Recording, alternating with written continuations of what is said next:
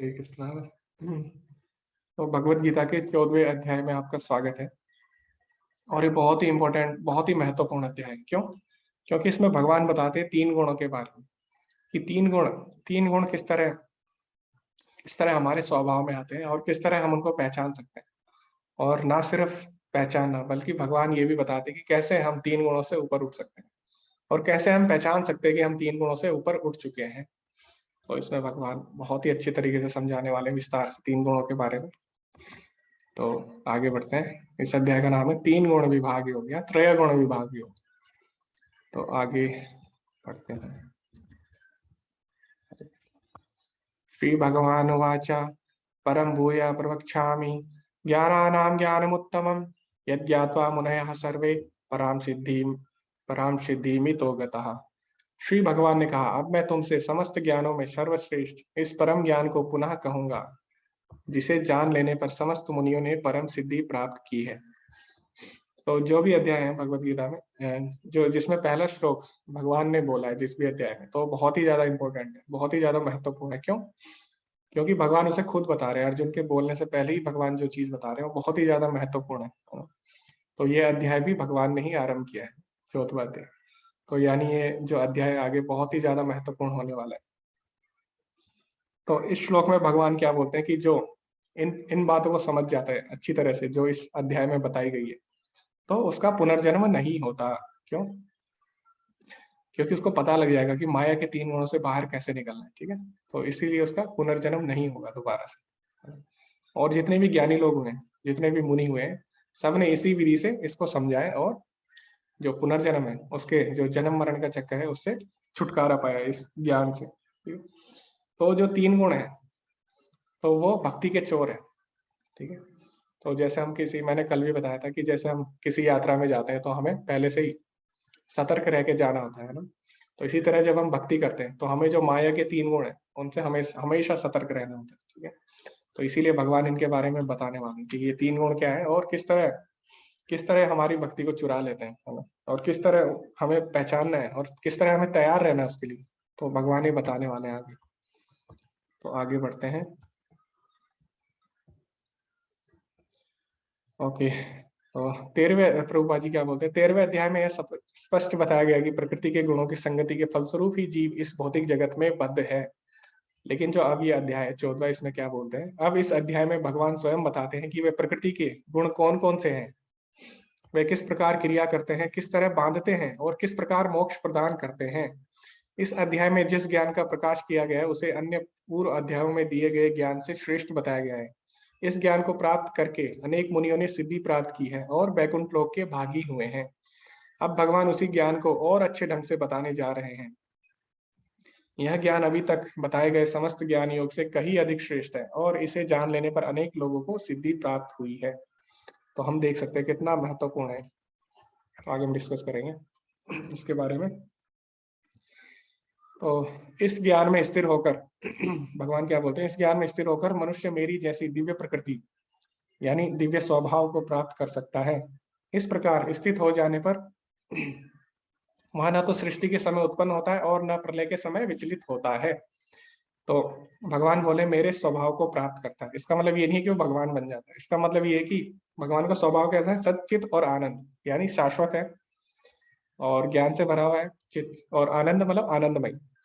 तो जब आत्मा भौतिक शरीर त्यागती है तो उसका जो आध्यात्मिक शरीर होता है तो कैसे होता है, सच्चिद आनंद होता है। ठीक है, क्योंकि हम लोग भगवान के अंश है ना। तो पिता में जो गुण होते हैं बच्चे में भी वो गुण आ जाते हैं ना। तो इसीलिए जो हमारा वास्तविक स्वरूप है आत्मा का, वो क्या है, सच्चित और आनंद, क्योंकि वो भगवान का ही अंश है ना। तो इसीलिए वो भी सच्चिद आनंद। ठीक है, तो यही भगवान बता रहे हैं। तो जब हम भगवान के धाम जाते हैं तो हमें भी वैसी आध्यात्मिक स्वरूप मिलता है जैसे भगवान का होता है। ठीक है, तो यहाँ पे आप देख सकते हैं, यहाँ पे भगवान के धाम में जितने भी सेवक है ना, तो सबका सबका वर्ण कैसा है, भगवान जैसा ही है ना। श्याम सुंदर है सबका स्वरूप, सच्चिदानंद है पूरा। तो भगवान का धाम में बहुत ही ज्यादा ऐश्वर्य है ना। और और वहां पे जो शरीर मिलता है हमें, आध्यात्मिक शरीर, वो जन्म मृत्यु जरा व्याधि उसमें नहीं होती। ठीक है, और वो परमानेंट होता है ना, कभी भी क्षय नहीं होता। ठीक है, तो भगवान के धाम में लोग बात नहीं करते, वहां पे हर शब्द क्या है, गाने की तरह। ठीक है, और वहां पे लोग चलते नहीं है, वहां पे हर स्टेप जो है, हर कदम नृत्य की तरह होता है ना। तो वहां पे द्वंद नहीं है कोई भी, है ना, ऐसे दिन रात ऐसा नहीं है, ठीक है, एक जैसा रहता है सब, दिन रात सुख दुख ऐसा कुछ नहीं है वहां पे, है ना, सर्दी गर्मी, तो एक जैसे ही रहता है वहां पे, तो द्वंद रहित है। तो एक मेरा आपसे क्वेश्चन है छोटा सा, देखते हैं आप क्या आंसर देते हैं। तो मैंने बताया यहाँ पे जो भगवान का धाम होता है उसमें सबका शरीर जो आध्यात्मिक होता है भगवान की तरह ही होता है। तो हम पहचानेंगे कैसे कि भगवान कौन है फिर इनमें से? लेकिन ये लोग पहचान जाते हैं फिर भी।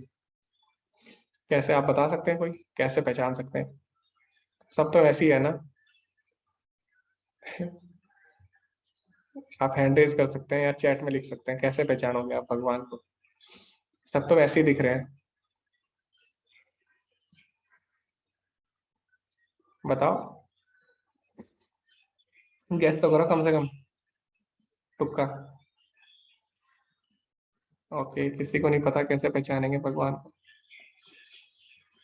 ओके,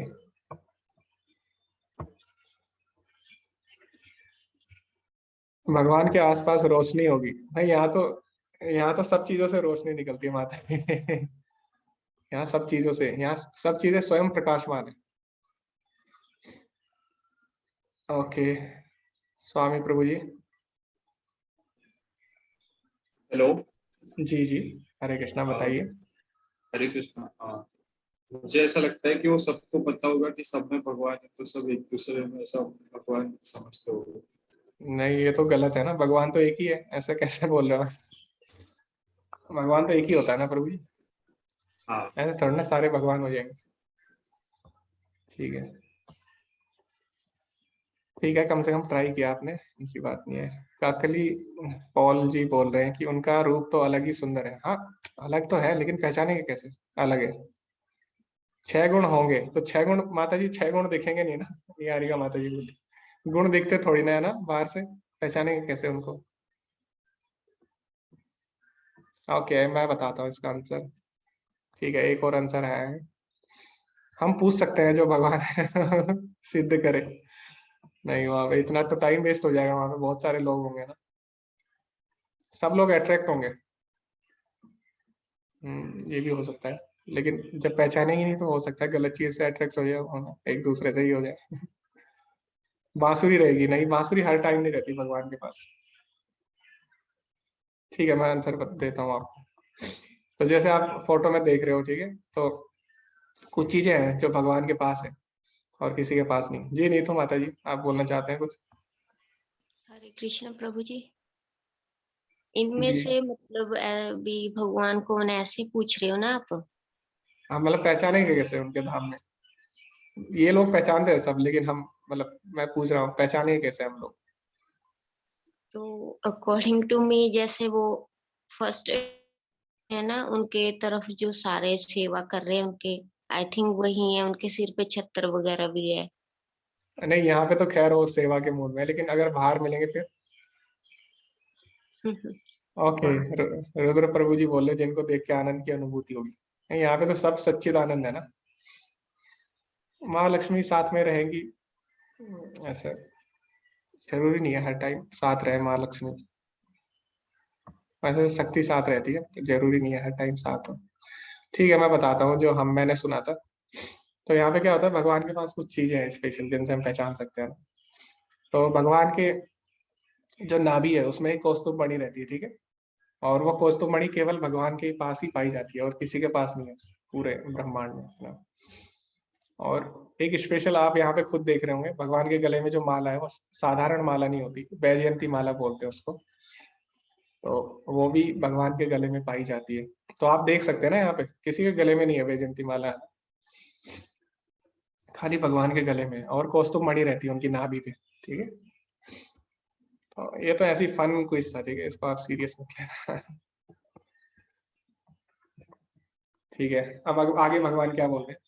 सर्वयोनिषु कौन्तेय मूर्तयः संभवन्ति या तासाम ब्रह्म महद्योनिरहम बीज प्रतापिता। हे कुंती पुत्र, तुम यह समझ लो कि समस्त प्रकार की जीव योनियां इस भौतिक प्रकृति में जन्म द्वारा संभव है, और मैं उनका बीज प्रदाता पिता हूँ। तो इसमें भगवान बोले जितनी भी योनि है, ना सिर्फ मनुष्य बल्कि चाहे वो जानवर हो या फिर पेड़ पौधे हो, सबका जो बीज प्रदाता पिता है वो कौन है? वो मैं ही हूँ, है ना। तो हमें ये बात समझनी होगी। तो क्या हुआ कि आपने सुना होगा कि जो साइंटिस्ट हैं, वैज्ञानिक लोग हैं, ठीक है, तो हमेशा से वो क्वेश्चन पूछते थे कि पहले मुर्गी आया, पहले अंडा आया, है ना। या फिर वो ये बोलते थे पहले पेड़ आया या पहले बीज आया। क्यों? क्योंकि बीज से पेड़ आता है, पेड़ से फल आता है, फल से बीज आता है। तो उनका मानना ये था कि पहले बीज आया या पहले पेड़ आया या पहले मुर्गी आई या पहले अंडा। तो आपने सुना होगा। तो बाद में जब रिसर्च हुई, है ना, इसके ऊपर, ठीक है, ये मजाक का क्वेश्चन नहीं था, इस पे बहुत रिसर्च हुई, ठीक है। तो बाद में पाया गया कि पहले बीज आता है, ठीक है। तो बिना बीज के पेड़ हो ही नहीं सकता। बाद में एक क्वेश्चन आया, ठीक है, बाद में रिसर्च में सिद्ध हो गया, है ना। तो पहले बीज आते हैं, उसके बाद कोई भी जीव योनि आती। तो भगवत गीता में तो भगवान डायरेक्ट बोल रहे हैं ना कि मैं बीज प्रदाता पिता हूँ और उससे सारी योनि आई है, ठीक है। तो हम समझ सकते हैं भगवत गीता में जो विज्ञान है वो मतलब कोई साधारण बात नहीं है। भगवत गीता में जो फैक्ट है, ठीक है, कोई थ्योरी नहीं है इसमें। तो ये बात सिद्ध हो चुकी है वैसे भी, है ना। तो बस ये मैं आपको ऐसे ही बता रहा था। तो इसीलिए भगवत गीता में हमें पूरी श्रद्धा होनी चाहिए, है ना। तो ये है। तो कृष्णा बोल रहे हैं जो जितने भी योनि है उनका बीज मैंने ही दिया है, ठीक है। तो अब ये विज्ञान से भी सिद्ध हो चुका है। तो कई लोग बोलते हैं कि जीवन किससे आया है? रसायनों से आया है ना। कई वैज्ञानिक हैं जैसे कि डार्विन है, ठीक है। तो वो खाली थ्योरी है ना, तो प्रैक्टिकल नहीं है, प्रैक्टिकली प्रूव नहीं है। और बहुत सारे जो वैज्ञानिक है वो उसके विरुद्ध भी है, ठीक। तो इस तरह हमें समझना है, हमें भगवान की बातों में विश्वास करना चाहिए पूर्ण, है ना, क्योंकि भगवान का ज्ञान पूर्ण है। ओम पूर्णमदः पूर्णमिदम्, ठीक है। तो इसीलिए अब कई लोग बोलते हैं कि प्रकृति हमारी माता है ना, और माता की तरह हमें पालती है। तो वो लोग बहुत ही बुद्धिमान है। खैर, उन्हें इतना तो पता लग गया कि प्रकृति हमारी माता है। लेकिन अब वो बोलते हैं कि हम लोग प्रकृति के बच्चे हैं ना, हम सब जितने भी जीव योनि है। लेकिन उन्हें ये नहीं पता कि अगर माता है, बच्चे है, तो पिता भी तो होगा ना। तो ऐसा तो हो नहीं सकता माता है, बच्चे है और पिता नहीं है। तो वो पिता कौन है? भगवान है, ठीक है। भगवान यहाँ पे खुद बोल रहे हैं। तो ये बात हमें समझनी है। और भगवान 9वें अध्याय में भी बोलते हैं, 17वें श्लोक में, पिता हमस्य जगतो माता धाता पितामह। तो ये जो संसार है इसका माता पिता मैं ही हूँ, और यहाँ तक कि पितामह भी मैं ही हूँ। तो ये बात हमें समझनी होगी। आगे बढ़ते हैं। अब 3 गुणों के बारे में भगवान बताएंगे विस्तार से। सत्वं रजस्तमम् इति गुणाः प्रकृति संभवः निबध्यन्ति महाबाहो देहे देहिनम् अव्ययम्। भौतिक प्रकृति के 3 गुण, भौतिक प्रकृति 3 गुणों से युक्त है। ये है सतो रजो तथा तमोगुण। हे महाबाहो अर्जुन, जब शाश्वत जीव प्रकृति के संसर्ग में आता है तो वह 3 गुणों से बंध जाता है। तो भगवान ये नहीं बोल रहे कि 3 गुण तुम्हें पकड़ते हैं, ठीक है। हम लोग खुद 3 गुणों की तरफ आकर्षित होते हैं ना, और उसमें फंस जाते हैं, ठीक है। तो मैं आपको उदाहरण दूंगा किस तरह हम फंस जाते हैं। तो जैसे एक बिल्डिंग है, ठीक है। तो बिल्डिंग में 3 दुकानें हैं ना, 3 फ्लोर है, ठीक है। और एक फ्लोर है क्या, एक सबसे नीचे एक फ्लोर है, उसमें क्या होता है, उसमें उसमें नशा होता है, जुआ खेलते हैं सब लोग, है ना। तो नहीं, जो सबसे नीचे वाला फ्लोर है उसमें क्या होता है, नशा होता है, ठीक है। और वहाँ पे नशा वगैरह होता है ना। और दूसरा जो फ्लोर है उसमें क्या होता है, जुआ खेलते हैं सब लोग। और है ना, वहाँ पे क्या है, पैसा डबल करना चाहते हैं हर कोई। और जो तीसरा फ्लोर है वहाँ पे लाइब्रेरी है, वहाँ पे पुस्तकें मिलती है। तो एक बिल्डिंग में तीनों चीजें। अब ये हमारे ऊपर है, हम कौन से फ्लोर में जाते हैं ना, हमारे हमारे ऊपर है, ठीक है। तो हम प्रकृति के 3 गुणों का चुनाव करते हैं, हम कौन से गुण में जाना चाहते हैं ना। और फिर हम उससे बंध जाते हैं, ठीक है। ऐसा नहीं है कि प्रकृति के गुण हमें पकड़ रहे हैं जबरदस्ती, है ना, ऐसा नहीं होता, ठीक है। तो हमारी जो भोग की इच्छा होती है उसके अनुसार हम 3 गुणों को चुनते हैं। तो जिसको नशा करना होगा वो नीचे वाले फ्लोर में जाएगा, है ना।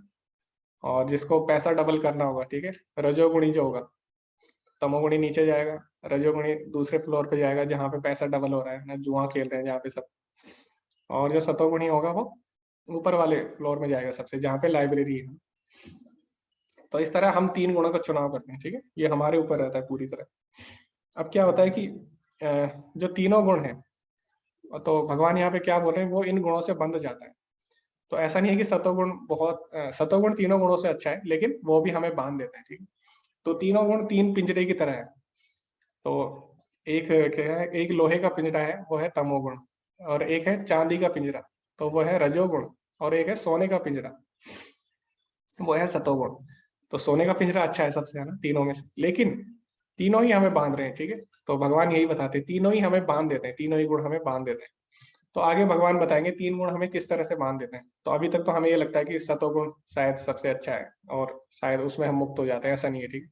सतोगुण भी हमें बांध देता है। तो आगे हम पढ़ेंगे किस तरह सतोगुण हमें बांध देगा। तो भगवान बताते हैं, हे निष्पाप, सतोगुण अन्य गुणों की अपेक्षा अधिक शुद्ध होने के कारण प्रकाश करने वाला और मनुष्य को सारे पाप कर्मों से मुक्त करने वाला है। जो लोग इस गुण में स्थित होते हैं वे सुख तथा ज्ञान के भाव से बंध जाते हैं।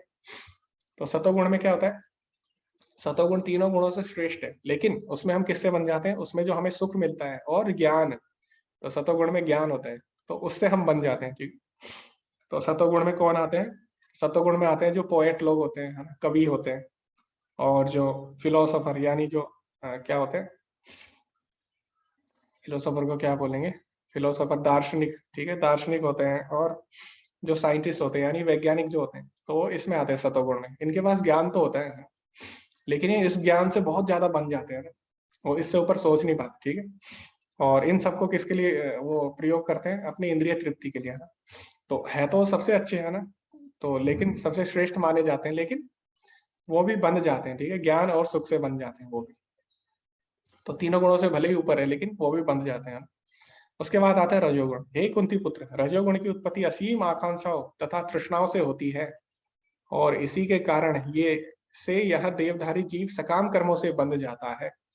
तो रजोगुण में क्या होता है, आकांक्षाएं बनी रहती है, इच्छा बनी रहती है हमेशा, है ना, कि मैं ही बॉस बनूं, मैं ही लीडर बनूं, ठीक है, और मेरे से ऊपर कोई ना हो, है ना, ये भी मैं ही करूं, वो भी मैं ही करूं, है ना। तो उसके अंदर बहुत सारी इच्छाएं आ जाती है, वो कंट्रोल करना चाहता है हर चीज, है ना। तो सबका स्वामित्व, उसके स्वामित्व की भावना आ जाती है उसमें, ठीक है। और बहुत ज्यादा दौड़ भाग करते हैं ऐसे लोग, है ना, और हमेशा यही सोचते हैं कि कैसे मैं पैसे डबल करूं, और हमेशा कंपटीशन में रहते हैं एक दूसरे से, ठीक है। तो आपने देखा होगा ऐसे लोगों को। और दूसरा, स्त्री या पुरुष के प्रति इनका आकर्षण रहता है, ठीक है, तो उसमें भी ये रहते हैं। और एक जो इसमें बताया तृष्णा, तृष्णा यानी हमेशा, तृष्णा मतलब हमेशा तृष्णा रहती है, हमेशा प्यास रहती है, कभी भी इनकी इच्छाएं पूरी नहीं होती, है ना। हमेशा डबल करना चाहते हैं, हमेशा डबल करना चाहते हैं हर चीज को, है ना, चाहे पैसा हो चाहे कोई भी चीज हो, ठीक है। तो इनकी तृष्णा कभी भी समाप्त नहीं होती, है ना, ये प्यासे ही रहते हैं हमेशा। तो ये है रजोगुणी व्यक्ति। अब आगे बढ़ते हैं। हे भरत पुत्र, तुम जान लो कि अज्ञान से उत्पन्न तमोगुण समस्त देहधारी जीवों का मोह है। इस गुण के प्रतिफल पागलपन, आलस तथा नींद है, जो बद्ध जीव को बांधते हैं। अब जो तमोगुणी होता है उसके लक्षण क्या है, उसमें अज्ञान रहता है, उसको पता नहीं रहता वो सही क्या है गलत क्या है, ठीक है, क्या कर रहा है वो सही है भी या गलत है। तो इसमें क्या होता है, इसमें वो गलत गलत काम करता है ना, उसको पता नहीं रहता वो सही है कि, जैसे नशा करता है, ठीक है, और ड्रग्स वगैरह लेता है, तो इसमें क्या होता है वो डिप्रेशन में आ जाता है फिर, और उसके अंदर सुसाइडल थॉट्स जिसे बोलते हैं, ठीक है, आत्महत्या के विचार ये सब आने लगते हैं ना। तो इनको पता ही नहीं रहता सही क्या है गलत क्या है, और हमेशा नींद में रहते हैं, सपने देखते हैं, ठीक है, ये करूंगा वो करूंगा, लेकिन करते कुछ नहीं है, और आलस में रहते हैं हमेशा। तो इसीलिए भगवत गीता पढ़नी बहुत जरूरी है, क्योंकि इससे हमें पता लग जाता है कि अच्छा ये भी चीज है, और इससे हम पता लगा सकते हैं कि हम कौन से गुण में हैं। तो पहले तो अगर बीमारी का पता लग जाए तभी तो हम उसे ठीक करेंगे। तो भगवत गीता पहले ये बता रही है हमें बीमारियां कौन सी है। तो बता दिया अलग अलग बीमारियों के बारे में। तो अब उससे बाहर कैसे निकलना है वो आगे भगवान बताते हैं। तो सत्वं सुखे संजयति रजा कर्माणि भारत, ज्ञानमावृत्य तु तमः प्रमादे संजयत्युजा। हे भरत पुत्र, सतोगुण मनुष्य को सुख में बांधता है, रजोगुण सकाम कर्म में बांधता है, और तमोगुण मनुष्य के ज्ञान को ढककर उसे पागलपन से बांधता है। तो यहाँ पे भगवान ने एक साथ समरी बता दी जो पिछले श्लोक है उनकी। हे भरत पुत्र, कभी कभी सतोगुण रजोगुण तथा तमोगुण को परास्त करके, कभी कभी सतोगुण रजोगुण तथा तमोगुण को परास्त करके प्रधान बन जाता है, तो कभी रजो सतो तथा तमोगुणों को परास्त कर देता है। कभी ऐसा होता है कि तमोगुण सतो तथा रजोगुण को परास्त कर देता है। इस प्रकार श्रेष्ठता के लिए निरंतर स्पर्धा चलती रहती है। तो भगवान बोले ऐसा नहीं है कि एक ही गुण हमेशा बना रहता है किसी के अंदर। तो जैसे हमारे अंदर भी होता है ना, सुबह सुबह हम किस में रहते हैं, सतोगुण में रहते हैं, ठीक है, और थोड़ा दिन आता है तो क्या होता है, हम रजोगुण में आ जाते हैं ना, हमें ये भी करना है, अरे हमें वो भी करना है, वो भी करना है। और जब रात आती है तो क्या होता है, उस टाइम हम आ जाते हैं तमोगुण में, आलस आने लगता है। मतलब जो नॉर्मल हो गए उनको तो रात को आलस आने लगता है, हो सकता है जो तमोगुणी हो रात को उठता है ना, ऐसा हो सकता है, लेकिन मैं नॉर्मल बात बता रहा हूँ, नॉर्मली रात को हम तमोगुण में आ जाते हैं, ठीक है। तो इस तरह कभी एक गुण हावी होता है और दो गुणों को परास्त कर देता है, और कभी दूसरा गुण हावी हो जाता है हम पे, तो ये चलता रहता है, भगवान ये बता रहे हैं इसमें। और एक तो ये हो गया हमारे शरीर के हिसाब से कि कभी हमारे अंदर रजोगुण आता है, कभी तमोगुण प्रधान हो जाता है, कभी सतोगुण प्रधान हो जाता है।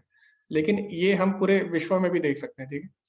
तो अगर हम पूरी दुनिया में देखें तो कहीं कहीं पे क्या होगा, कहीं कहीं पे कभी सतोगुण बढ़ जाता है ना, कभी कभी कभी अच्छे काम होने लगते हैं, सब भक्ति में लग जाते हैं। कभी कभी किसी जगह में क्या होता है, तमोगुण बढ़ जाते हैं ना, तो पाप कर्म बढ़ जाते हैं किसी एरिया में। और कभी कभी रजोगुण बढ़ जाते हैं।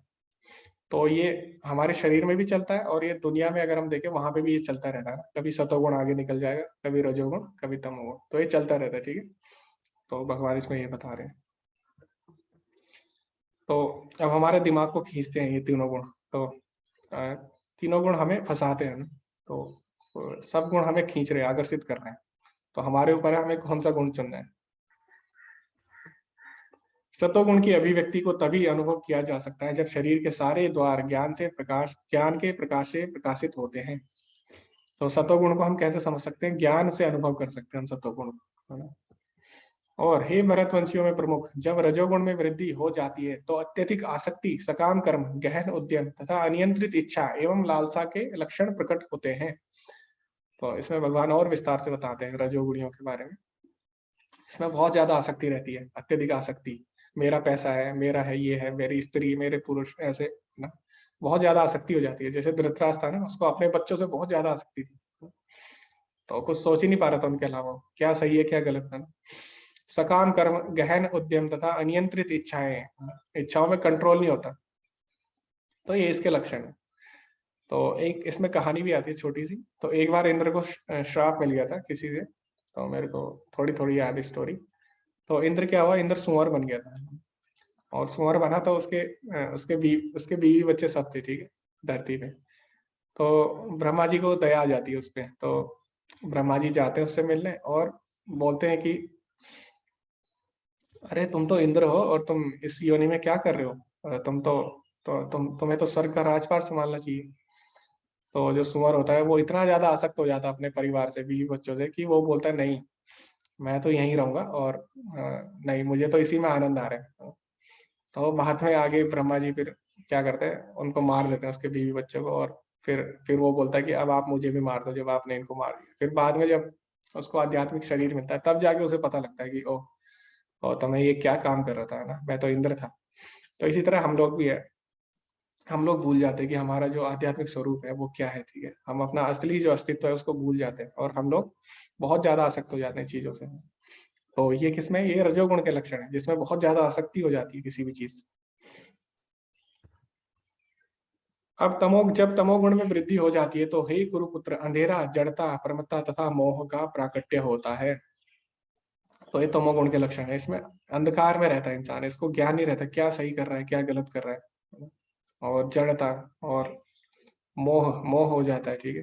तो जितने भी लोग गलत काम, नशे वगैरह करते हैं वो सब इसी में, ठीक है, तमोगुण में आ जाते हैं। आलस, निद्रा। जब कोई सतोगुण में, अब भगवान बता रहे हैं इनकी गति क्या होती है, ये तो भगवान ने लक्षण बता दिए। अब इनका गति क्या होती है जो जिस गुण में है। तो जब कोई सतोगुण में मर जाता है तो वो वहां शुद्ध उच्च ग्रहों की ओर जाता है। तो सतोगुणी जो व्यक्ति होते हैं वो हायर प्लेनेट्स यानी ऊंचे ग्रहों की ओर जाते हैं, ठीक है। तो धरती से ऊपर जितने भी ग्रह हैं, मैंने बताया था ना, वहां पे बहुत सारे भोग हैं। तो क्या करते हैं जो सतोगुणी व्यक्ति है वहां पे जाते हैं, और कुछ टाइम बाद वो दोबारा आ जाते हैं, ठीक है, जितना उनका पुण्य होता है उसके बाद। जब कोई रजोगुण में मरता है तो वह सकाम कर्मियों के बीच जन्म ग्रहण करता है, और जब कोई तमोगुण में मरता है तो वह पशु योनि में जन्म धारण करता है। तो सतोगुण में जो मरेगा वो दोबारा से धरती पे ही आता है, क्यों, सॉरी सतोगुण नहीं, रजोगुण में जो मरेगा वो दोबारा धरती पे आएगा, क्यों, क्योंकि उसकी अभी भी आसक्ति बनी हुई है ना, मेरा घर, मेरी दुकान, मेरा बिजनेस। तो उसकी आसक्ति हमेशा बनी हुई है, इसीलिए उसका जन्म दोबारा धरती पे ही होता है, ठीक है, और दोबारा उन्हीं के बीच में जन्म लेता है। अब वो किस रूप में लेगा ये उसके कर्मों पे निर्भर करेगा। तो लेकिन जो तमोगुण में होगा वो क्या है, उसको मनुष्य शरीर मिला था ना, लेकिन उसने क्या किया, रजोगुणी ने तो चलो फिर भी ठीक है, उससे कर्म किया, भले ही उसने अपनी इच्छाओं के लिए किया है ना, लेकिन तमोगुणी ने तो वो भी नहीं किया है ना, उसने गलत गलत काम किए, उसका उसका सही से उपयोग नहीं कर पाया वो, है ना, हमेशा आलस में रहा, निद्रा में रहा और नशे करता रहा, ठीक है। तो ऐसे ऐसे लोगों का क्या होता है, भगवान उनसे, क्योंकि इनकी हरकतें जानवरों वाली होती है, तो भगवान क्या करते हैं, इनसे इंसान का शरीर छीन लेते हैं और बोलते हैं कि तुम्हें अगर जानवर की तरह ही रहना है तो फिर तुम जानवर का शरीर लो ना। तो फिर इनको क्या होता है, इनको पशु योनि में भेज दिया जाता है, ठीक है, और ये उसी में खुश रहता है ना, ऐसा नहीं है इनको कोई दुख है इस बात का। जैसे इंद्र था ना, इंद्र भी खुश था ना सुअर बन के, तो वैसे ये लोग भी खुश रहते हैं। कर्मणः सुकृतस्याहुः सात्विकं निर्मलं फलं रजसस्तु फलं दुःखम अज्ञानां तमसा फलम। पुण्य कर्म का फल शुद्ध होता है और सात्विक कहलाता है, लेकिन रजोगुण में संपन्न दुख होता है और तमोगुण में किए गए कर्म मूर्खता में प्रतिफलित होते हैं। तो सतोगुण में क्या करते हैं, हम पुण्य कर्म करते हैं, अच्छे काम करते हैं, सात्विक। रजोगुण में रजोगुण में शुरू में हमें अच्छा लगता है, लेकिन वो प्रेयस होता है, ठीक है, श्रेयस नहीं होता है, तो लास्ट में हमें दुख देता है ना। लेकिन तमोगुण में जो हम कार्य करते हैं वो क्या होता है, वो मूर्खतावश होता है, उसमें कोई भी सुख नहीं है शुरू से लेकर अंत तक। तो ये आगे भगवान बताएंगे 18वें अध्याय में इसके बारे में, कि किस तरह हमारी खुशी जो है वो भी 3 गुणों में बटी हुई है। तो जो तमोगुणी खुशी होती है उसमें शुरू से लेके अंत तक क्या होता है, कोई भी आनंद नहीं होता, लेकिन अज्ञानतावश उसे लगता है कि जैसे कि बहुत ज्यादा आनंद मिल रहा है उसको। जैसे शराब होता है ना, अगर कोई अल्कोहल पीता है, ठीक है, शराब पीता है, तो उसमें शुरू से लेके अंत तक आनंद नहीं है ना, कष्ट ही कष्ट है ना, लेकिन उनको अज्ञान बस ऐसा लगता है कि वो सही काम कर रहे हैं शायद, है ना। तो ये भगवान इसमें बता रहे हैं, ठीक है। तो जो तमोगुणी होते हैं उनके कर्म शुरू से ही मूर्खता वाले होते हैं। सतोगुण से वास्तविक ज्ञान उत्पन्न होता है, रजोगुण से लोभ उत्पन्न होता है और तमोगुण से अज्ञान, प्रमाद और मोह उत्पन्न होता है।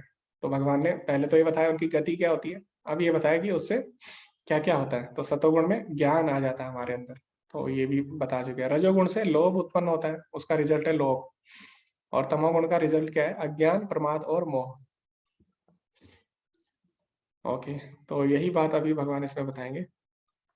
ऊर्ध्वं गच्छन्ति सत्त्वस्था मध्ये तिष्ठन्ति राजसाः जघन्य गुण वृत्तिस्था अधो गच्छन्ति तामसः। सतोगुणी व्यक्ति क्रमशः उच्च लोकों को ऊपर जाते हैं, रजोगुणी इसी पृथ्वी में रह जाते हैं, और जो अत्यंत गर्हित तमोगुण में स्थित है वे नीचे के नरक के लोगों को जाते हैं। तो ऐसा होता है इन तीनों गुणों में जो रहते हैं उन व्यक्तियों के साथ। तो जो सतोगुण है वो सबसे श्रेष्ठ माना जाता है तीनों गुणों में, ठीक है, क्योंकि सतोगुण से हम आसानी से भक्ति में जा सकते हैं। तो जैसे एक हवाई जहाज होता है ना, तो हवाई जहाज को अगर ऊपर उड़ना है तो पहले उसे रनवे पे जाना होता है ना, रनवे पे दौड़ना होता है। ऐसा नहीं है कि वो सड़क पे दौड़ेगा और उड़ जाएगा ना, ऐसे नहीं हो सकता। तो जो सतोगुण है वो एक तरह से हमारे लिए रनवे की तरह है, ठीक है, जब हम वहां पे होते हैं तो वहां से ऊपर उठना आसान हो जाता है, ठीक है। तो इसीलिए सतोगुण को तीनों गुणों में श्रेष्ठ बताया गया, वहां से हम ऊपर ऊपर उठ सकते हैं आराम से, ठीक है, और भक्ति कर सकते हैं हम सतोगुण में आसानी से। तो अलग अलग लोग हैं, ये मैंने उसमें गोलोक चार्ट भेजा था एक ग्रुप में, उसमें भी आपने देखा होगा। तो उसमें अगर आप जूम करोगे तो आपको ये दिख जाएगा। तो यहाँ पे हमारा भूर भूर लोग है, ये है हमारी धरती बीच में। तो ये हमारा भौतिक जगत है। इसमें क्या है, इसमें गर्भोदक्षाई विष्णु रहते हैं, और वहां से ब्रह्मा जी तक, है ना, तो वहां से ब्रह्मा जी तक 14 भुवन है, 14 लोग जिनको बोलते हैं 14 भुवन। और नीचे नीचे नरक लोक है, ठीक है। तो अतल, वितल, सुतल, तलातल, महातल, रसातल और पाताल, ये नीचे के लोक हैं। तो जो तमोगुणी होते हैं या तो जानवर बन जाएंगे धरती पे, है ना, या तो वो नीचे के लोकों में भेज दिए जाते हैं, और जो रजोगुणी है वो यहीं पे रहते हैं धरती पे, है ना, क्योंकि उनकी अभी भी बहुत ज्यादा आसक्ति है अपनी चीजों से। और जो सतोगुणी है वो ऊपर के लोकों में जाते हैं। तो ऊपर भी लोक हैं, भूअर लोक है, और स्वर्ग लोक है, उससे ऊपर महर लोक है, जनलोक है, जहाँ पे सप्तऋषि रहते हैं, फिर तपलोक है, फिर सत्यलोक है जहाँ पे ब्रह्मा जी रहते हैं, ठीक है। तो ये हमारा भौतिक संसार है। लेकिन जो भक्त होता है उसका क्या होता है, तो ये जो भौतिक संसार है ना, भौतिक जगत, यहाँ पे तो जन्म मरण चलता रहता है ना, कभी आप ऊपर जाओगे, कभी यहाँ पे नीचे उतरोगे, कभी आप धरती पे ही रहोगे, तो ये चलता रहता है, चलता रहता है, ठीक है। लेकिन जो भक्त होगा वो क्या करता है, इसको भेद के चले जाता है, ठीक है, आध्यात्मिक जगत में चले जाता है, वो इस भौतिक जगत में बिल्कुल भी नहीं टिकता, ठीक है। तो जो भौतिक जगत की देवी है वो कौन है? दुर्गा माता है।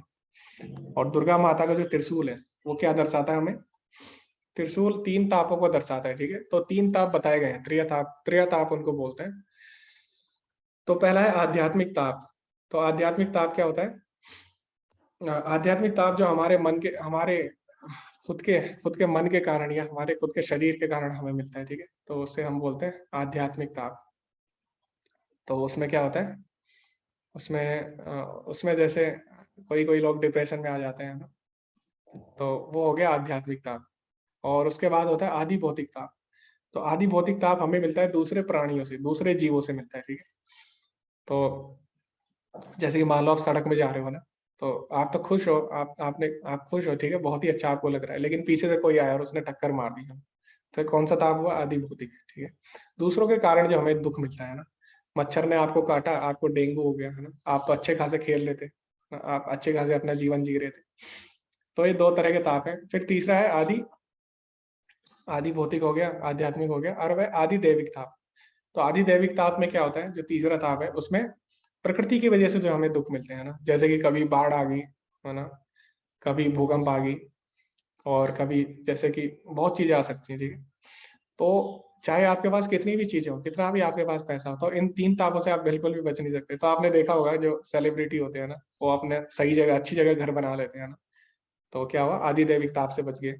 उनके पास सिक्योरिटी गार्ड होते हैं, तो कोई दूसरा जीव उन्हें हानि नहीं पहुंचा सकता है ना, आदि भौतिक ताप से भी बच गए हो। लेकिन फिर है आध्यात्मिक ताप, जिसमें अपने मन के कारण जो आता है ताप, ठीक है, वो डिप्रेशन में चले जाते हैं ना। तो ये 3 ताप है, आप भले ही एक से बच जाओ, 2 से बच जाओ, लेकिन कोई ना कोई तरह से आपको घेर ही लेता है वो 3 ताप जो है। तो जो दुर्गा माता है, इनके जो त्रिशूल है, ठीक है, तो ये 3 ताप को दर्शाते हैं। तो ये हमेशा दुर्गा माता हमें बताती है कि हमें इस भौतिक जगत से बाहर निकलना है, ठीक है, इसीलिए हमें 3 ताप देती रहती है लगातार त्रिशूल से। तो जो भगवान के आध्यात्मिक लोग हैं, वहां पे जो राधा रानी है गोलोक में, उनके हाथ में क्या है? फूल है, ठीक है। तो फूल है, तो फूल किसके लिए होता है? स्वागत के लिए, है ना। तो यहाँ से दुर्गा माता बोल रही है कि यहाँ से निकलो भौतिक संसार से, तो हमें भगाती है यहाँ से, ठीक है, ताप दे के अलग अलग तरह के। और जो गोलोक धाम में जो राधा रानी है, वो उनके हाथ में क्या है? श्रीमती राधा रानी के फूल है ना, हमारा स्वागत करने के लिए खड़ी है। लेकिन अब हमारे ऊपर है, हम जाना चाह रहे हैं कि नहीं, है ना। तो ये हम समझ सकते हैं, ठीक है। जब कोई यह अच्छी तरह जान लेता है कि समस्त कार्यों में प्रकृति के तीनों गुणों के अतिरिक्त अन्य कोई करता नहीं है, और जब वह परमेश्वर को जान लेता है तो इन तीनों गुणों से परे है, वो तो वह मेरे दिव्य स्वभाव को प्राप्त होता है। अब भगवान ने बोला, अब जो मैंने चीजें बताई अभी तक, ठीक है, अगर जो उसको समझ लेता है अच्छी तरह कि मैं कौन से गुण में हूँ और मुझे किस तरह ऊपर उठना है, तो क्या करता है? वो तीनों गुणों से ऊपर उठेगा, है ना। और उससे ऊपर उठने का एक ही तरीका है, क्या? भगवान की शरणागति। तो भगवान ने 7वें अध्याय के 14वें श्लोक में भी बताया था यही बात। देवी ही एष गुणमायी मम माया दुरत्यया मामे वही प्रपद्यन्ते माया मेताम तरन्ति ते। तो भगवान बोलते जो मेरी 3 गुणों वाली माया, इससे पार करना बहुत ही कठिन है, दुरत्य यानी बहुत ही ज्यादा कठिन है। लेकिन जो मेरी शरण में आता है, माँ में वही प्रपद्यन्ते माया मेताम तरन्ति ते, वो माया के 3 गुणों को पार कर जाता है। तो मैंने आपको बताया था कि भगवान ही हमें 3 गुणों से पार क्यों कर सकते हैं। तो क्या कोई बताएगा? छोटा सा एग्जाम्पल देके, मैंने आपको एग्जाम्पल भी दिए थे 2-3, कि भगवान ही हमें 3 गुणों से पार क्यों कर सकते हैं।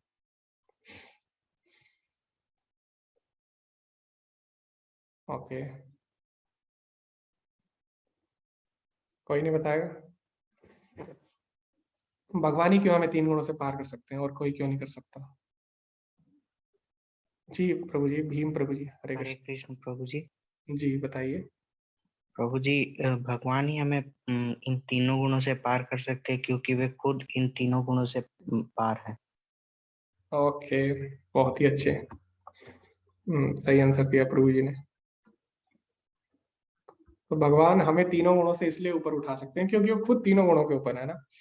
तो मान लो सबके हाथ बंधे हुए हैं, ठीक है, तो सबके हाथ बंधे हुए, तो हम सब माया के 3 गुणों में हम बंधे हुए, तो हम एक दूसरे को नहीं खोल सकते। क्यों? क्योंकि हम खुद बंधे हुए हैं, ठीक है।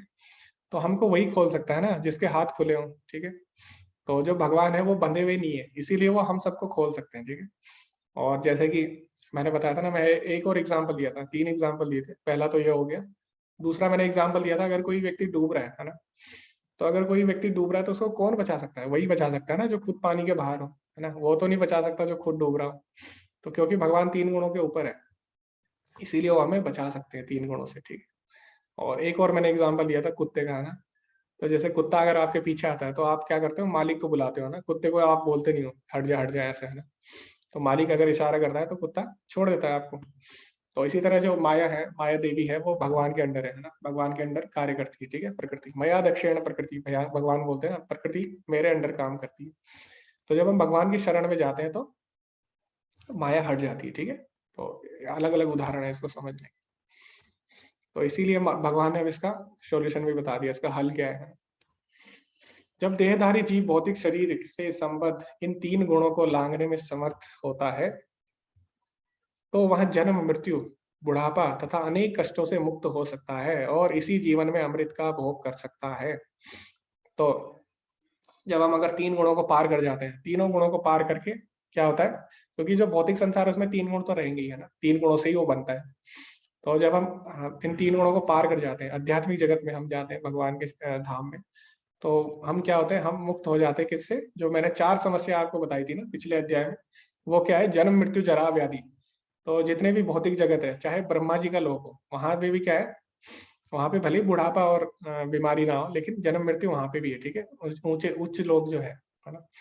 तो पूरी तरह अगर हमें छुटकारा पाना है जन्म मृत्यु जरा व्याधि, तो उसका एक ही उपाय है कि हम 3 गुणों की जो प्रकृति है उससे बाहर निकले, ठीक है? तो तभी ये हो सकता है। तो अर्जुन ने पूछा, हे भगवान, जो इन तीनों गुणों से परे हैं वहां किन लक्षणों के द्वारा जाना जाता है? उसका आचरण कैसा होता है और वह प्रकृति के गुणों को किस प्रकार लांघता है? तो अर्जुन ने बहुत ही अच्छा क्वेश्चन पूछा हम सबके हित के लिए, कि कोई अगर 3 गुणों के ऊपर है तो हम पहचानेंगे कैसे कि हम 3 गुणों से ऊपर आ चुके हैं कि नहीं, है ना? और किस तरह हमारा व्यवहार हो जाएगा, किस तरह हम हमारे लक्षण किस तरह हो जाएंगे, है ना? और किस तरह हम लांघने में सक्षम हुए हैं उसको। तो अब भगवान बताते हैं आगे।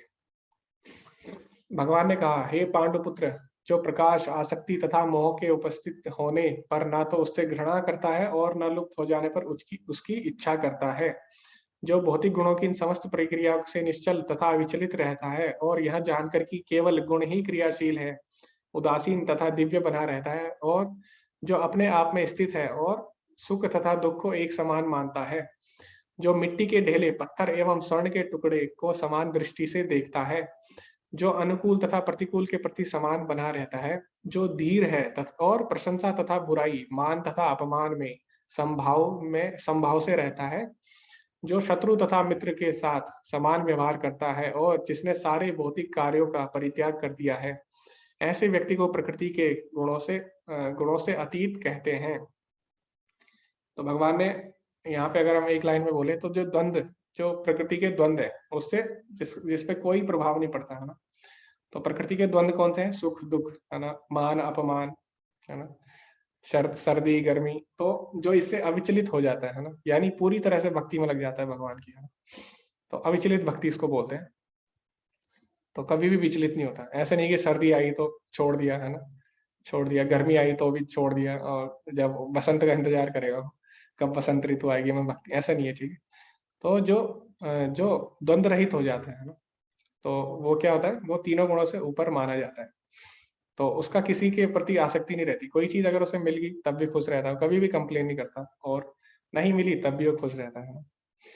तो इस तरह है। और वो क्या करता है, मिट्टी के ढेले और सोने के टुकड़े को एक समान दृष्टि से देखता है, ठीक है? तो इसका मतलब ये है कि स्वामित्व तो नहीं जताता, है ना? वो ये नहीं मानता कि ये मेरा है, ये मेरा नहीं है, ठीक है? उसके लिए सब चीज भगवान की है ना? तो इसीलिए वो सोने को और मिट्टी को सेम ही देखता है। क्यों? क्योंकि वो ये मानता है कि ये मेरी है ही नहीं, ये तो भगवान की है। तो ये भक्ति के अंदर ये लक्षण आ जाते हैं, ठीक है? जब वो 3 गुणों से ऊपर उठ जाता है ना? तो ये समझना बहुत ही जरूरी है। जो समस्त परिस्थितियों में अविचलित भाव से पूर्ण भक्ति में प्रवृत्त होता है, वह तुरंत ही प्रकृति के गुणों को लांघ जाता है और इस प्रकार ब्रह्म के स्तर तक पहुंच जाता है। तो भगवान ने बोल दिया। तो अर्जुन ने पूछा था ना कि कैसे वो लांघ पाता है, तो भगवान ने बोल दिया, अगर कोई अविचलित भाव से भक्ति करता है, पूर्ण भक्ति में लीन हो जाता है, तो प्रकृति के 3 गुणों को लांघ सकता है ना? तो जो भक्ति में जो हम कर्म करते हैं वो 3 गुणों से ऊपर आते हैं, ठीक है? तो कभी कभी हमें लग सकता है बाहर से देखने में कि भक्त भी सामान्य काम कर रहा है, लेकिन नहीं, वो 3 गुणों से ऊपर होता है, ठीक है? तो जैसे रजोगुणी कोई है, मान लो वो गानों से बहुत ज्यादा आसक्त है ना, और वो गाने पे नाच रहा है, ठीक है, तो आप समझ जाओगे रजोगुणी है ना उसको देख के। और फिर आप एक तरफ भक्त को देखते हो, भक्त भी नाच रहा है ना कीर्तन पे, तो बाहर से तो देखने में लग रहा है कि दोनों ही रजोगुण में है ना, दोनों ही नाच रहे हैं, लेकिन जो भक्त के कार्यकलाप होते हैं वो तीनों गुणों से ऊपर होते हैं। क्यों? क्योंकि वो भगवान के लिए कर रहे हैं, ठीक है। तो बाहर से आपको देखने में लगेगा कि कोई आदमी अच्छा अच्छा खाना खा रहा है, ठीक है, और आपको लगेगा कि भक्त भी खाना खा रहा है अच्छा अच्छा है ना, तो बाहर से आपको लगेगा दोनों ही रजोगुणी है ना, दोनों ही अच्छा अच्छा खाना खा रहे हैं, लेकिन जो भक्त है वो भगवान को अर्पित करके खा रहा है, ठीक है। तो बाहर से कभी कभी देखने में लगता है कि दोनों शायद ये भी मतलब सेम ही लगते हैं बाहर से देखने में, लेकिन जो भक्त के कार्यकलाप होते हैं वो तीनों गुणों से ऊपर होते हैं ना। तो ये हमें समझना चाहिए हमेशा। तो भक्ति में इंसान कार्य करना नहीं छोड़ता, तो बस भक्ति में क्या करता है, भगवान के लिए कार्य करता है, और इस तरह वो तीनों गुणों से ऊपर उठ जाता है। तो ये भगवान इसमें बताते हैं। और ब्रह्म के स्तर, ब्रह्म मतलब दिव्य स्तर पे पहुंच जाता है वहां। और मैं ही उस निराकार ब्रह्म का आश्रय हूँ जो अमर्त्य, अविनाशी तथा शाश्वत है और चरम सुख का स्वाभाविक पद है। तो इसमें बोलते हैं भगवान, ब्रह्मणों ही प्रतिष्ठा हम, यानी जो निराकार ब्रह्म है, ज्ञानी लोग जिस पे ध्यान करते हैं उसका आधार भी मैं ही हूँ, ठीक है। तो ये भगवान ने इसमें साफ साफ बोल दिया है। तो कई लोग होते हैं वो भगवान के साकार रूप को नहीं मानते हैं ना, वो बोलते हैं कि निराकार ही श्रेष्ठ है ना, निराकार ही सब कुछ है, लेकिन यहाँ पे भगवान ने साफ साफ कह दिया है कि जो निराकार ब्रह्म है वो मेरी ही ज्योति है, तो उसका आधार मैं ही हूँ, मेरे से ही वो आ रही है, ठीक है। तो भगवान ने उल्टा नहीं बोला ब्रह्म से मैं है, ऐसे नहीं बोला, उल्टा। तो लोग उल्टा समझ लेते हैं कभी कभी। ओके, तो जो सतोगुण है वो भलाई का गुण है ना? तो इससे सतोगुण से भक्ति बहुत ही आसान हो जाती है। सतोगुण में अगर हम रहते हैं, तो मैंने एग्जाम्पल दिया था ना हवाई जहाज का, तो अगर हवाई जहाज रनवे पे है तो उड़ना आसान हो जाता है उसके लिए ना। तो इसी तरह जब हम सतोगुण में आते हैं तो वहां से भक्ति बहुत ही सुलभ हो जाती है। और रजोगुण में हमारे अंदर पैशन बना रहता है, हमेशा कुछ ना कुछ करते रहना है, कुछ ना कुछ करते रहना है, ठीक है। तो हम अलग अलग कार्य उसमें करते रहते हैं। और तमोगुण में हम अज्ञानता में रहते हैं, हम ऐसे कार्य करें जिनका कोई फल नहीं होता, जिनका कोई हमें है ना, ना उसमें हमें सुख मिलता है ना कोई लाभ लाभ होता है ना। रजोगुण में तो चलो लाभ मिल जाता है किसी को, तमोगुण में अज्ञानता में सब रहते हैं। तो जैसे आप यहाँ पे देख सकते हैं, हर कोई सोशल मीडिया पे है, ठीक है, तो सोशल मीडिया पे वो स्क्रॉलिंग कर रहा है बस, है ना, यहाँ पे आप देख सकते हैं, उससे कोई सुख नहीं मिल रहा है ना, बस करे जा रहा है करे जा रहा है, उसको पता ही नहीं क्या कर रहा है वहां। तो ये भी एक तरह से अज्ञानता, तमोगुण का लक्षण है। तो अब आप देख सकते हैं कि आप कौन से गुण में हो, है ना। और आप चैट में भी लिख सकते हो अगर आपको पता लग जाए, तो आपके अंदर जो मैक्सिमम जो चीजें हैं वो आप बता सकते हो, ठीक है, तो आप नोट कर सकते हो अभी। तो जो आपके अंदर ज्यादा होंगे जो जो तो उस गुण में आप माने जाओगे, तो आप नोट कर सकते हैं। तो जो सुबह जल्दी उठता है वो क्या है, सतोगुणी। तो सुबह सुबह उठ जाएगा। और जो रजोगुणी होगा वो थोड़ा लेट उठता है, 8 बजे तक उठता है। और वो ऐसे टाइम पे उठता है जब क्या होता है, उसके बाद से एकदम कार्य स्टार्ट हो जाता है। तो 8 बजे के बाद आप क्या कर सकते हैं, पढ़ाई वढ़ाई मुश्किल हो जाती है ना, तो 8 बजे के बाद हम सांसारिक कार्यों में लग जाते हैं। सुबह का जो समय होता है शांत होता है, उसमें सारे सांसारिक कार्य कम होते हैं, तो वो हम अपने लिए निकालते हैं, अपनी आत्मा के लिए निकालते हैं, आध्यात्मिक चीजों के लिए निकालते हैं। तो ये रजोगुणी का टाइम है। उसके बाद तमोगुणी क्या होता है, तमोगुणी गुड मॉर्निंग नहीं बोलता है ना, वो डायरेक्ट गुड आफ्टरनून बोलता है। तो वो लेट उठता है थोड़ा, 12 बजे तक उठेगा या 11 बजे तक उठेगा। तो उसके लिए तो सुबह होती नहीं। उसके लिए सुबह नाम की कोई चीज नहीं है ना। तो आप देख सकते हैं। उसके बाद जागने के बाद क्या करता है, जो सतोगुणी होगा वो आध्यात्मिक कार्य करेगा, है ना। और या तो भगवत गीता पढ़ेगा, या भगवान आरती वगैरह करेगा, है ना, और या फिर भगवान के कीर्तन करेगा। अब जो रजोगुणी होगा, सुबह उठते ही बस अपने शरीर के लिए कार्य करेगा, है ना, अपने लिए कार्य करेगा, क्योंकि उसके अंदर हमेशा पैशन रहता है ना। रजोगुण को मोड ऑफ पैशन भी बोलते हैं, और सतोगुण को मूड ऑफ गुडनेस बोलते हैं, यानी अच्छाई का गुण। और तमोगुण को मूड ऑफ इग्नोरेंस, है ना। तो रजोगुणी सुबह उठते ही सबसे पहले वो भागेगा इधर उधर, ठीक है। क्योंकि वो हमेशा बेचैन रहता है। और जो तमोगुणी है वो तो सुबह उसके लिए होगी नहीं, वो क्या करेगा, टाइम देखेगा उठते ही कितना हुआ, अच्छा अभी तो 9 ही बजे, अभी तो 10 ही बजे, ठीक है। और नोटिफिकेशन देखेगा सुबह उठते ही पहले किस किस के नोटिफिकेशन आए हैं। उसके बाद क्या करेगा, वो पढ़ के दोबारा मोबाइल बंद करके सो जाएगा।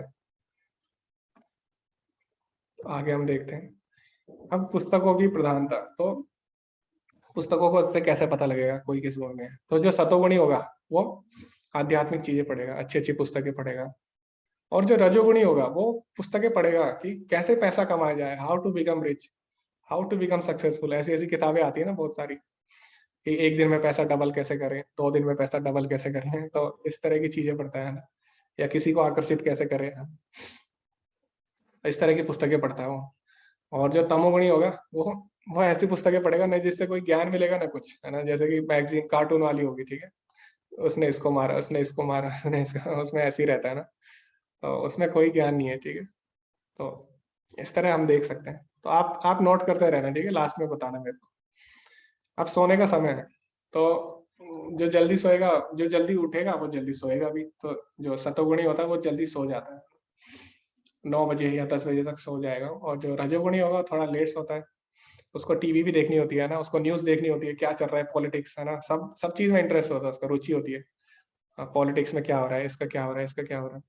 तो उसके बाद वो सो जाता है 11 बजे तक। और जो तमोगुणी होगा वो क्या करेगा, वो तो वो तो रात को ही जगता है ना, तो रात को जगा रहेगा, वो लेट ही सोता है, सुबह सोएगा वो। तो ऐसा होता है। तो वो रात को कुछ ना कुछ देखता रहेगा यूट्यूब पे, या तो मूवी देख लेगा, कोई वेब सीरीज चला देगा रात को, है ना, इस तरह वो देखता रहेगा, ठीक है।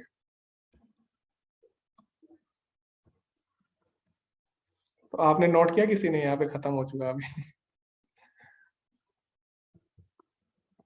तो आप बता सकते हैं चैट में आप कौन से गुण में है, किसी ने अगर नोट किया है तो। या आप हैंड भी रेज कर सकते हैं, ऐसी बात नहीं है। तो हमारे अंदर जो जो मैक्सिमम है इनमें से, उसमें उस गुण में हम माने जाएंगे, ठीक है। ओके, किसी ने अगर किया होगा तो आप लिख सकते हैं चैट में। तो किसी को बताऊंगा नहीं मैं, आप डरिए मत। तो वैसे हम सब लोग मैक्सिमम रजोगुण में ही आते हैं। हाँ, ओके, तमो, रजो, ठीक है। हाँ रजोगुण में ही आएंगे हम लोग, क्योंकि मैक्सिमम हम लोग रजोगुण में ही रहते हैं, है ना। हम लोग कुछ ना कुछ हमारे अंदर आसक्ति रहती है, तो बहुत ही मुश्किल है। तो कम से कम रजोगुण में तो है। तो तमो में तो नहीं है, तो जो रजो में है कम से कम फिर भी ठीक है, वो तमो से तो ठीक है। कम से कम उन्हें पता तो है कि हम गलत कर रहे हैं। तो तमो में तो पता ही नहीं रहता गलत क्या कर रहे हैं, सही क्या है, उसको कुछ नहीं पता रहता। हाँ, ड्यूटी करेगा तो वो अलग बात होगी प्रभु जी। तो मैंने बताया ना, कभी कभी बाहर से लग सकता है देखने में कि कोई गुण सेम है, लेकिन हमें उसके अंदर भी समझना होगा कि उसका पीछे का महत्व क्या है। जैसे कि कभी कभी तो उठना ही पड़ता है, कभी कभी भक्त होते हैं वो सोते नहीं है, रात को कीर्तन करते हैं, इसका मतलब ये थोड़ी ना तमो गुण में आ गया ना। तो कभी कभी लग सकता है हमें कि बाहर से देखने में कि कोई इस गुण में है, ठीक है, लेकिन ऐसा नहीं होता हर हर समय। ये तो मैं जनरल बात बता रहा हूँ, ठीक है, सामान्यतः। ठीक है, अब इस अध्याय के कंक्लूजन में प्रभुपाद जी क्या बोलते हैं, तो वो हम देखते हैं। तो जीव यद्यपि स्वभाव से ब्रह्म होता है, ब्रह्म का मतलब क्या है, ब्रह्म का मतलब है अविनाशी और दिव्य होता है। और अपनी स्वाभाविक स्थिति में जीव तीनों गुणों से परे होता है। तो जो हमारी असली स्वाभाविक स्थिति है, जो हमारा जो आत्मा है, ठीक है, तो आत्मा दिव्य है ना। तो आत्मा का असली स्वभाव जो है वो तीनों गुणों से परे होता है, लेकिन प्रकृति के संसर्ग में वह अपने को तीनों गुणों सतो रजो तथा तमो गुण में बांध लेता है। लेकिन जैसी आत्मा क्या करती है, माया के संपर्क में आती है, प्रकृति के संपर्क में आती है, तो 3 गुणों में लिप्त हो जाती है। इन्हीं तीनों गुणों के संसर्ग के कारण उसमें भौतिक जगत पर प्रभुत्व जताने की इच्छा होती है। तो अब इन 3 गुणों में आने के कारण वो अपने को ही कर्ता मान बैठती है, ठीक है। कर्ता हम इति मन्यते, अहंकार विमूढ़ात्मा कर्ता हम इति मन्यते। तो जो आत्मा है उसके अंदर मिथ्या अहंकार आ जाता है, ठीक। तो वो भूल जाती है कि असली स्वामी कौन है, तो वो अपने को ही भोक्ता मान बैठती है, स्वामी मान बैठती है, जब वो 3 गुणों के संपर्क में आती है। पूर्ण कृष्णा कृष्णा भावनामृत में भक्ति में प्रवृत्त होने पर वह दिव्य पद को प्राप्त होता है, और उसमें प्रकृति को वश में करने की इच्छा दूर हो जाती है। तो जब हम भक्ति में आते हैं तो हमारे अंदर जो स्वामित्व की भावना है वो खत्म हो जाती है ना। हम हमारे अंदर जो ओनरशिप मेंटेलिटी है वो कम हो जाती है, ठीक है, क्योंकि हम भगवान को ही सबका स्वामी मानते हैं ना। और उनको क्या, हम अपने को क्या मानते हैं, दास मानते हैं। अतः भक्तों की संगति करके भक्ति की 9 विधियां श्रवण कीर्तन स्मरण आदि का अभ्यास करना चाहिए। तो भक्तों की संगति बहुत जरूरी है, ठीक है, अगर आपको 3 गुणों से बाहर निकलना है। तो अकेले आप कुछ भी नहीं कर सकते। जैसे कि हमने अनेक कहानियां पढ़ी है ना, तो चाहे वो अजामिल की कहानी हो, अजामिल जंगल में गया अकेले, है ना, फंस गया हो माया में घिर गया। और जो भरत महाराज थे वो जंगल में गए किसके लिए, भक्ति करने के लिए जंगल में गए, सब छोड़ छाड़ के, वो भी फंस गए हिरन के चक्कर में। तो इसीलिए भक्तों की संगति बहुत ही ज्यादा जरूरी है, ठीक है? तो इसलिए हमें हमेशा भक्तों के संग में रहना है। तो ऑफलाइन तो हो नहीं पाए भले, लेकिन ऑनलाइन भी हम संग कर रहे हैं। अभी हम क्या कर रहे हैं, संग ही तो कर रहे हैं ना एक दूसरे का। तो इसीलिए हमें हमेशा भक्तों के संग में रहना चाहिए। धीरे धीरे ऐसी संगति से तथा गुरु के प्रभाव से मनुष्य की प्रभुता जताने वाली इच्छा समाप्त हो जाएगी और वहां भगवान की दिव्य प्रेमा भक्ति में दृढ़ता पूर्वक स्थित हो सकेगा। तो भक्तों के संग में रहने से और गुरु की गाइडेंस, मार्गदर्शन में क्या होगा, तभी हम इन 3 गुणों से बाहर निकल सकते हैं, ठीक है? तो अकेले अपने दम पर हम ये बिल्कुल नहीं कर सकते, क्योंकि अकेले अगर हम सोच रहे हैं कि अकेले हम कर देंगे, तो अभी भी हमारे अंदर कहीं ना कहीं स्वामित्व की भावना है ना। अभी भी हम यही सोच रहे हैं कि मैं करता, हम इति मन्यते, अपने को ही करता मान रहे। तो इसीलिए गुरु और साधु इनके संग में आना बहुत ज्यादा जरूरी है। भगवान की भक्ति अति सरल है। मनुष्य को चाहिए कि भगवान की सेवा में लगे, श्री विग्रह को अर्पित भोजन का उच्छिष्ट खाएं, भगवान के चरण कमलों पर चढ़ाए गए पुष्पों की सुगंध सूंघे, भगवान की लीला स्थलों का दर्शन करें, भगवान के विभिन्न कार्यकलापों और उनके भक्तों के साथ प्रेम विनिमय के बारे में पढ़ें। सदा हरे कृष्ण कृष्ण कृष्ण हरे हरे, हरे राम राम राम हरे हरे का अभ्यास करना चाहिए। तो प्रभुपाद जी बोल रहे हैं कि भक्ति तो बहुत ही सरल है अगर एक तरह से देखा जाए। तो हम क्या करना है, हमें अपनी जितनी भी इंद्रियां हैं उनको भगवान की सेवा में लगाएं, तो हम आसानी से ही माया के 3 गुणों को पार कर सकते हैं ना। तो इंद्रियां वही हैं, लेकिन बस हमें क्या करना है, उनको अच्छी जगह लगाना है ना। हम अच्छा सुने, अच्छा भगवान के बारे में सुने, और श्री विग्रह को अर्पित, भगवान को अर्पित करके खाएं भोजन, है ना, अगर जितना हो सके। और भगवान को चढ़ाए गए जो पुष्प हैं उनको सूंघे, है ना। तो इस तरह हम नाक से भी भगवान से जुड़ सकते हैं, और आंखों से हम क्या कर सकते हैं, भगवान की जो लीला स्थली है उनके दर्शन कर सकते हैं, और उनके बारे में चर्चा कर सकते हैं, पढ़ सकते हैं। अगर भगवान के बारे में पढ़ते हैं तो मन से हम भगवान की सेवा करते हैं, बुद्धि और मन से, और हरे कृष्ण महामंत्र का जप करते हैं ना। तो सिंपल है। तो इस तरह हम 3 गुणों से पार हो जाएंगे धीरे धीरे। तो पदार्थ वही है। तो मैंने आपको शायद उदाहरण दिया था पहले भी। तो पदार्थ वही रहता है ना। अब हमारे ऊपर है, हम उससे या तो हम उसका भोग करें, या फिर उसको हम भगवान की सेवा में लगाएं। तो अगर हम ये जो भौतिक प्रकृति है, इसको अगर हम भगवान की सेवा में लगाते हैं तो हम इस प्रकृति से ऊपर उठ जाएंगे। लेकिन अगर हम इसका शोषण करना चाहते हैं, ठीक है, इसका भोग करना चाहते हैं, तो हम उसमें फंस जाते हैं प्रकृति में फिर, है ना। तो जैसे कि खाना है, ठीक है, आपके सामने खाना आ गया, कोई फल आ गया मान लो, तो क्या हुआ, अभी वो फल आपको बांध भी सकता है और आपको प्रकृति के 3 गुणों से ऊपर भी उठा सकता है। तो आपने क्या किया, वो फल अगर भगवान को अर्पित करके खा लिया, है ना, तो आप वो क्या हुआ, 3 गुणों से ऊपर उठ गया, ठीक है, आप 3 गुणों से ऊपर उठ गए। लेकिन वही फल अगर आपने भोग की इच्छा से अगर आपने खा लिया, तो आप उसमें बंध गया ना 3 गुणों में। तो चीजें वही रहती है, संसार वही है, लेकिन हमारे ऊपर है, ठीक है, हम क्या चुनते हैं। तो जैसे कि मैंने उदाहरण दिया था दूध का, तो जैसे कि कोई बहुत ज्यादा अगर दूध पीता है तो उसका पेट खराब हो जाता है, लेकिन उसका इलाज क्या है, उसका इलाज भी दूध ही है। कैसे, दूध से अगर वो दही बना ले, तो दही दही से क्या होगा, उसका पेट सही हो जाता है ना। इसी तरह भौतिक जगत है, ये हमें बांधता तो है, लेकिन यही हमें उठा भी सकता है ना। तो सेम है, ठीक है। तो इसीलिए हमें भगवान की सेवा में लगना चाहिए, अपनी सारी इंद्रियों को भगवान की सेवा में लगाना चाहिए। तो क्या था, ऋषिकेश सेवनम, यानी इंद्रियों से, इंद्रियों के स्वामी की सेवा। तो ये हमें समझना चाहिए। ओके, आज का अध्याय इतना ही था। तो बहुत ही इम्पोर्टेंट अध्याय था। किसी का कोई डाउट तो आप लोग पूछ सकते हैं। ओके, चैट में, ठीक है, रजोगुण नीतू माता जी, कोई बात नहीं, हम सब रजोगुण में ही है। विश्वेश प्रभु जी बोल रहे हैं, हाँ 4 बजे उठते हैं, आध्यात्मिक किताब पढ़ते हैं, 8:30 बजे सोता हूँ कोई बात नहीं प्रभु जी। तो सुबह उठना बहुत जरूरी है, अपने लिए समय निकालना बहुत जरूरी है। सुबह किसी ना किसी तरह आप उठिए। तो बहुत लोग करते हैं ऐसा। तो जैसे मंगल आरती है ना, तो मंगल आरती 4:30 बजे होती है। तो ऐसा नहीं है कि सो तो आप कभी भी सकते हो ना, बीच में आप 1 घंटा सो लो दिन में, लेकिन मंगल आरती तो उसी टाइम होगी, उसका टाइम तो फिक्स है, ठीक। तो कई भक्त करते हैं ऐसा, वो सुबह तो उन्हें उठना ही होता है किसी भी तरह, तो बीच में दिन में सो जाते हो 1 घंटा, तो उसमें कोई बुराई नहीं है। तो मंगल आरती तो उसी समय होगी ना, ऐसा नहीं है कि आप 8 बजे मंगल आरती कर रहे हो उठ के, ऐसा नहीं हो सकता, क्योंकि जो ब्रेकफास्ट है जैसे, है ना, तो ब्रेकफास्ट का टाइमिंग फिक्स है, ऐसा नहीं है कि आप 12 बजे ब्रेकफास्ट कर लोगे, है ना। इसी तरह मंगल आरती भी है, उसका टाइम फिक्स है 4:30 बजे, तो उसके बाद वो मंगल आरती नहीं कहलाएगी फिर अगर आप करते हो, तो इसलिए उसमें उठना तो जरूरी है। ओके, किसी का कोई क्वेश्चन नहीं है तो हम लोग एंड करेंगे फिर। ओके, वाञ्छाकल्पतरुभ्यश्च कृपा सिन्धुभ्येव च पतितानां पावनेभ्यो वैष्णवेभ्यो नमो नमः। अनंत कोटि वैष्णव वृंद की जय, श्रील प्रभुपाद की जय। हरे कृष्णा। धन्यवाद आप सभी का।